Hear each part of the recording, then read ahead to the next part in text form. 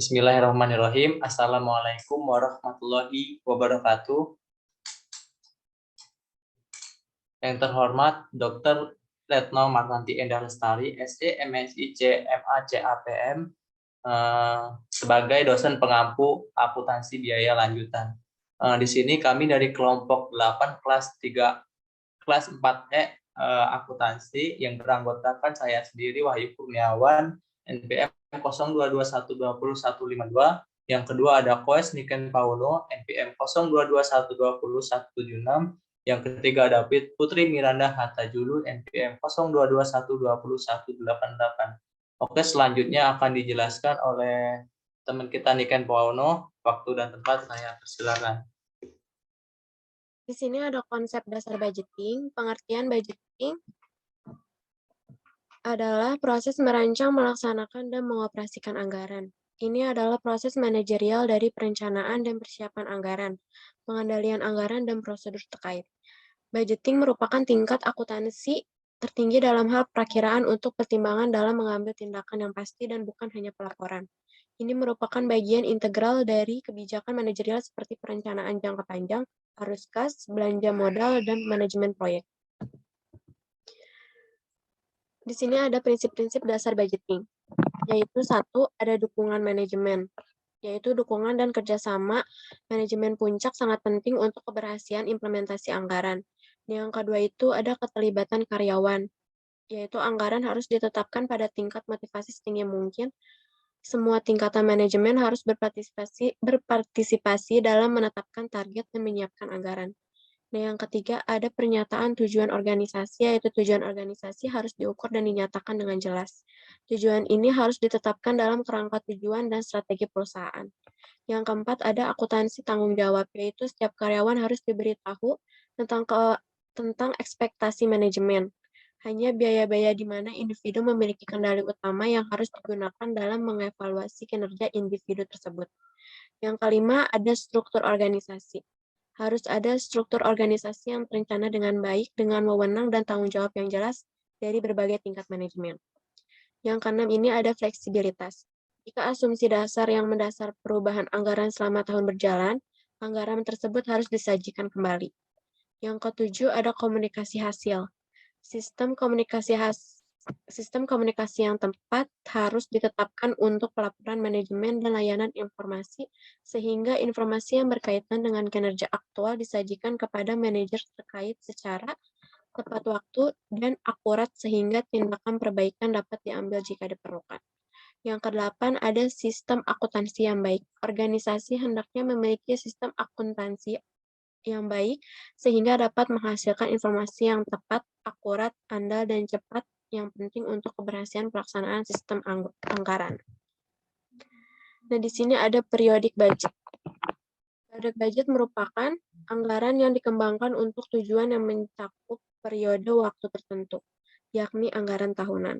Budget yang disusun untuk satu periode akuntansi setahun penuh dinamakan budget periodik.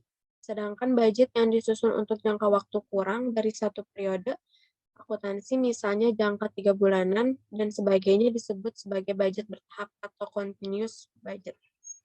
Di sini ada unsur penyusun yang paling umum meliputi pendapatan atau penjualan, yang kedua harga pokok penjualan, ketiga beban pemasaran, promosi, dan periklanan, yang ketiga ada beban umum dan administrasi, kelima ada beban penyusutan, 6 laba kotor, 7 bunga, 8 EBITDA, 9 pendapatan operasional, 10 pendapatan sebelum pajak, 11 pendapatan bersih, 12 pajak penghasilan, dan yang ke-13 adalah biaya lainnya.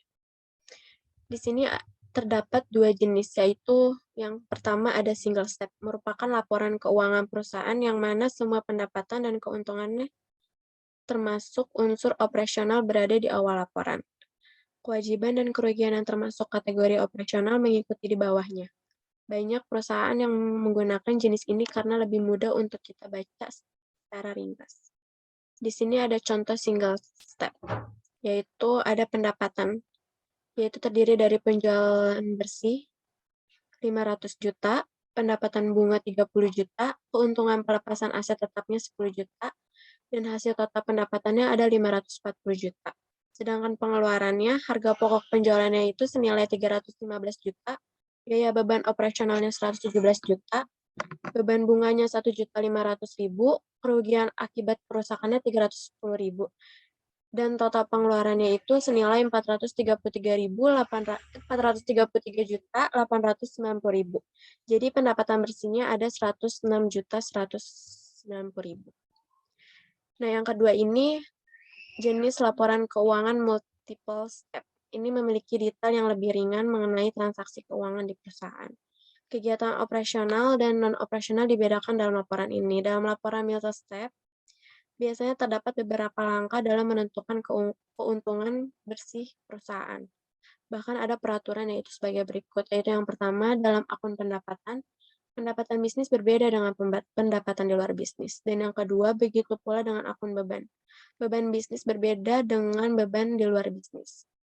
Sedangkan yang ketiga, laporan jenis multiple step lebih memiliki pengelompokan akun pendapatan dan beban secara terpisah.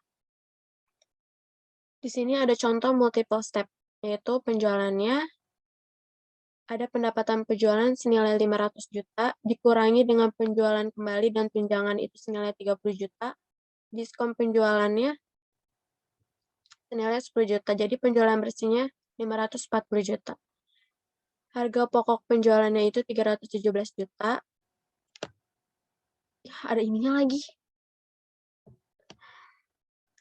Diskon penjualannya itu 10 juta, penjualan bersihnya 540 juta. Jadi harga pokok penjualannya ada 317 juta. Laba kotornya senilai 223 juta. Nah, di sini ada beban operasional. Beban upah dan gaji itu senilai 65 juta, beban utilitasnya senilai 17 juta, beban iklannya 18 juta, beban asuransinya 3 juta, beban depresiasinya 7 juta, dan pengiriman keluarnya 7 juta. Dan total biaya operasionalnya senilai 117 juta. Nah, pendapatan dari kegiatan operasionalnya itu senilai 106 juta. Dan pendapatan dari keuntungan lain itu ada pendapatan bunga senilai 3 juta, keuntungan pelepasan asetnya 1 juta, dan total pendapatan dan keuntungan lainnya itu senilai 4 juta. Pengeluaran dan keuntungan lainnya itu ada beban bunga senilai 1.600.000, kerugian kerusakannya senilai 400.000, dan total pengeluaran dan kerugian lainnya yaitu 2 juta. Jadi pendapatan bersih senilai 108 juta. Selanjutnya akan dibacakan oleh teman saya Putri. Di sini ada prognosis income statement. Income statement adalah laporan yang menerangkan keadaan keuangan suatu bisnis untuk satu periode akuntansi. Kita bisa menyebutnya dengan laporan laba rugi. Laporan ini perlu disediakan dalam data yang benar. Tidak boleh ada yang dimanipulasi sedikit pun. Apabila usaha perusahaan meraih laba, maka harus disebut perusahaan meraih keuntungan. Sebaliknya, jika bisnis perusahaan merugi, maka dilaporkan juga harus merugi. Perusahaan tidak boleh menutupinya. Di sini ada banyak komponen yang perlu ada di laporan laba rugi, seperti penghasilan, harga pokok penjualan, laba kotor, beban pemasaran, beban umum dan administrasi, pajak penghasilan, biaya lainnya, dan beban bunga.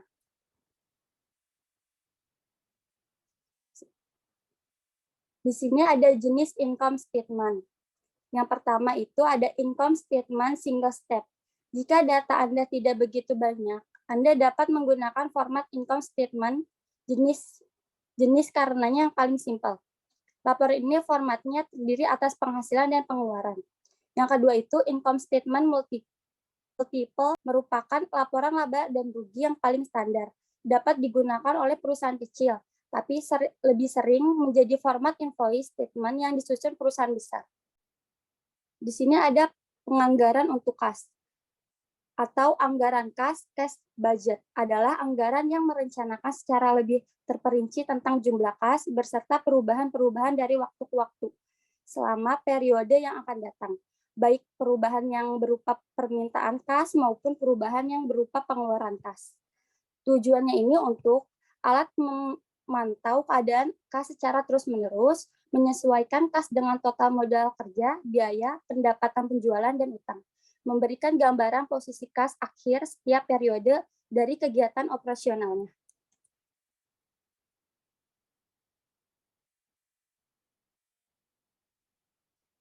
Di sini ada cara menyusun anggaran kas. Terdapat cara menyusun anggaran kas bagi berikut. Yang pertama itu ada menghitung penerimaan kas. Secara umum, penerimaan kas berasal dari penagihan piutang, penjualan tunai, penjualan aktiva tetap seperti tanah dan gedung, penerimaan lain-lain, non-operation, misalkan penghasilan bunga, penghasilan sewa, penghasilan dividen, dan sebagainya.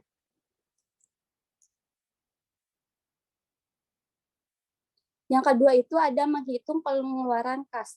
Pengeluaran kas yang terjadi dalam perusahaan biasanya berupa pengeluaran biaya-biaya, baik itu biaya utama dan biaya-biaya bukan utama. Contohnya, pembelian bahan baku secara tunai, pembelian utang, pembayaran upah tenaga kerja langsung, pembayaran biaya pabrik tidak langsung, pembayaran biaya administrasi, pembayaran biaya penjualan, pembiayaan aktiva tetap, dan pembiayaan lain-lain seperti bunga dan sewa. Yang ketiga ini ada susunan anggaran kas. Setelah menghitung pemasukan dan pengeluaran yang terjadi, selanjutnya dapat menyusun anggaran kas. Susunlah dengan seimbang antara pengeluaran dan penerimaan kas. Namun akan lebih baik lagi jika pengeluaran lebih kecil dibandingkan dengan penerimaan yang masuk, sehingga kondisi keuangan akan mengalami surplus. Surplus itu merupakan keadaan yang menggambarkan jumlah aset atau sumber daya yang melebihi porsi yang digunakan secara aktif. Jadi surplus itu dapat mengacu pada komponen yang berbeda-beda seperti keuntungan, barang, pendapatan, dan modal. Di sini ada konsep PART atau Program Evaluation and Review Technique. Adalah suatu model jaringan yang digunakan untuk merencanakan dan mengendalikan sebuah proyek atau pekerjaan melalui pemetaan atau konsep waktu penyelesaian kegiatan yang acak. Tujuannya ini untuk mengurangi adanya penundaan maupun gangguan dan konflik produksi, mengkoordinasikan dan mensinkronisasikan sebagai dari suatu keseluruhan pekerjaan, mempercepat selesainya proyek. Selanjutnya akan dijelaskan oleh Wahyu. Dalam metode PART digunakan distribusi peluang berdasarkan 3 perkiraan waktu untuk setiap kegiatannya, yaitu yang pertama waktu optimis. Waktu optimis yaitu perkiraan waktu yang mempunyai kemungkinan yang sangat kecil untuk dapat dicapai atau kemungkinan terjadi hanya 1 kali dari 100. Yang kedua ada waktu pesimis. Waktu pesimis merupakan perkiraan waktu yang lain yang mempunyai kemungkinan sangat kecil untuk dapat direalisasikan. Yang ketiga ada waktu realistis, yaitu waktu yang berdasarkan pikiran estimator. Next. Selanjutnya, PERT di mana mampu memudahkan analisa dalam upaya optimalisasi durasi proyek. Dalam diagram PERT, dapat diketahui berapa lama suatu proyek tersebut diselesaikan dan dapat dicari adanya kemungkinan percepatan waktu pelaksanaan proyek. Terdapat 2 komponen di dalam diagram PERT, yaitu yang pertama aktivitas. Aktivitas digambarkan dalam diagram busur. Yang kedua ada tonggak event atau acara yang digambarkan dengan simbol titik atau lingkaran. Langkah-langkah dalam menentukan PERT, yang pertama ada identifikasi kegiatan spesifik, yang kedua ada tentukan urutan kegiatan yang tepat, yang ketiga ada bangun diagram jaringan, yang keempat ada perkiraan waktu yang diperlukan untuk kegiatan, yang kelima tentukan jalur kritis, yang keenam ada perbarui grafik PERT. Next. Proses perencanaan. Proses perencanaan ini meliputi langkah-langkah sebagai berikut. Yang pertama, melakukan identifikasi atau penentuan kegiatan, aktivitas, dan tonggak proyek prioritas yang spesifik. Yang kedua, ada menentukan dan menetapkan urutan yang tepat dari kegiatan-kegiatan. Yang ketiga, ada menyusun dan membuat model diagram jaringan. Yang keempat, ada memperkirakan waktu yang diperlukan untuk masing-masing kegiatan. Yang kelima, menentukan tahapan dan jalur kritis. Yang keenam ada melakukan monitoring dan evaluasi secara koreksi pada diagram PERT selama proyek berjalan. Keunggulan PERT yaitu yang pertama mampu menyediakan jangka waktu penyelesaian proyek. Yang kedua ada memberi informasi mengenai kemungkinan proyek dapat selesai sebelum jadwal yang telah ditentukan. Yang ketiga menyediakan informasi mengenai tanggal kegiatan dimulai dan tanggal kegiatan berakhir atau sering disebut periode program.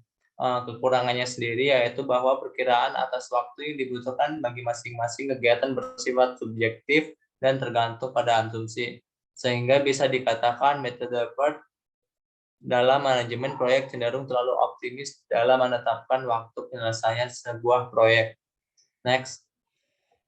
Di sini ada contoh analisis PERT, yaitu pada perusahaan Simon Company untuk aktivitas A itu membutuhkan waktu 5 hari dalam biaya 4.000. Aktivitas B membutuhkan waktu 5 hari dalam biaya 4.000, aktivitas C 10 hari dalam 15.000, dan selanjutnya bisa dilihat dalam gambar tersebut. Oke, next. Pertanyaan yang pertama tentukan critical path dan critical time. Yang kedua tentukan slack time. Yang ketiga berapa biaya yang harus disediakan oleh Simon Company pada hari kelima. Yang keempat, ada berapa biaya yang harus disediakan oleh Simon Company pada hari ke-8.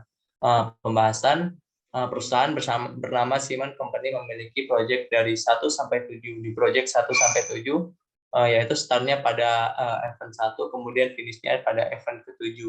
Di soal ada aktivitas A sampai dengan I, atau ada 9 aktivitas, yaitu aktivitas A, B, C, D, E, F, G, H, dan I. Kalau bicara tentang PERT, maka masih dalam kerangka budgeting, atau semuanya nilainya adalah merupakan nilai estimasi. Di soal di atas juga ada expense time dan cost estimatis, yang berarti dalam setiap aktivitasnya terdapat estimasi waktu dan estimasi biaya. Di bawah ini adalah keterangan cost of activity voucher uniformal, yang berarti setiap harinya memiliki biaya yang sama. Contoh aktivitas A requires 8.000 H per day atau 4.000 per 5 hari. Next. Jawaban yang nomor 1 pas analis. Jalur A, F, dan H sama dengan 22 hari. Critical time sama dengan 22 hari. Jalur 2 A, C, dan G 20 hari, jalur 3 B, D, dan G 17 hari, jalur 4 B, E, dan I 20 hari. Durasi yang dibutuhkan dalam menyelesaikan proyek yaitu 22 hari. Jadi setiap jalur itu harus dilaksanakan semua, bukan pilihan. Jadi AFH ini menjadi concernnya di manajemen, jangan sampai waktunya kurang dari 22 hari. Yang kedua itu kalau critical path itu AF dan H, maka event slack time-nya sama dengan 0. AF dan H ya, 1, 3, 6, dan 7 sama dengan 0 atau disebut slack time. Pada event kedua, extended airline time sama dengan 5. Aktivitas D dan E baru bisa dimulai paling cepat pada hari kelima. Lasted allowance time sama dengan 22 dikurang 15, hasilnya 7. Setiap event 2, maka jalur yang bisa ditempuh adalah jalur B dan G. Sama dengan 12, dan E sampai I sama dengan 15. Yang dipilih jalurnya yang E sampai I. 22 sama dikurang 15 sama dengan 7. Slack time sama dengan 7 sampai 5, atau 7 kurang 5 sama dengan 2 day. Atau 2 hari bisa, dan dia bisa mulai paling lambat hari ke-7. Perhatikan event kedua, kalau di sini baru mulai hari ke-7, berarti E dan I sama dengan 15, waktunya tetap masih 22 hari yang merupakan critical time. Next. Jawaban nomor 3, pertanyaan per atau cost. Berapa biaya yang harus disediakan oleh Simon Company pada hari kelima? Jawabannya yaitu pada hari kelima aktivitas A dan B sudah berjalan. Aktivitas A sama dengan 4.000, sedangkan aktivitas B sama dengan 4.000. Maka pada hari kelima biaya yang harus disediakan adalah 8.000 dari 4.000 ditambah 4.000. Terus yang nomor 4, berapa biaya yang harus disediakan oleh Siemens Company pada hari ke-8? Diketahui aktivitas A sama dengan 4.000, aktivitas B sama dengan 4.000, aktivitas F sama dengan 6.000, atau 14.000 dibagi 7 dikali 3. Aktivitas C sama dengan 4.500 atau 3 dikali 15.000 dibagi 10. Aktivitas B 1.500 atau 3.500 dibagi 7 dikali 3. Aktivitas E yaitu 6.000 atau 10.000 dibagi 5 dikali 3. Jadi total biaya yaitu sama dengan $26.000. Maka pada hari ke-8 biaya yang harus disediakan oleh Siemens Company yaitu $26. Next. Oke, terima kasih. Sekian presentasi dari kelompok 8. Kurang lebihnya kami minta maaf. Kami akhiri. Wassalamualaikum warahmatullahi wabarakatuh.